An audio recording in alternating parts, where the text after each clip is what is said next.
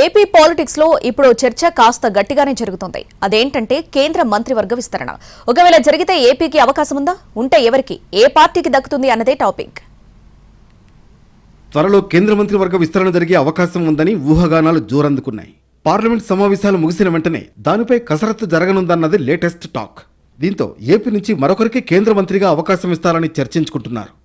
పలు రాష్ట్రాల్లో త్వరలో ఎన్నికలు జరగనుండడంతో కేంద్ర మంత్రివర్గ విస్తరణ దిశగా బీజేపీ అగ్రనాయకత్వం మిత్రపక్షాలతో చర్చిస్తోంది. అందులో భాగంగా ఏపీలో టీడీపీ, జనసేన నుంచి కూడా ప్రతిపాదనలు స్వీకరిస్తోంది. ప్రస్తుతం ఏపీ నుంచి రామ్మోహన్ నాయుడు, పెమ్మసాని, శ్రీనివాసవర్మ కేంద్ర మంత్రివర్గంలో ఉన్నారు. టీడీపీకి ఒక కేంద్ర మంత్రి, ఒక సహాయ మంత్రి పదవి దక్కాయి. బీజేపీకి ఒక మంత్రి పదవి కేటాయించారు. ఇప్పుడు మారుతున్న సమీకరణాల్లో భాగంగా కేంద్ర కేబినెట్లో ఏపీకి మరో బెర్త్ దక్కనున్నట్లు సమాచారం.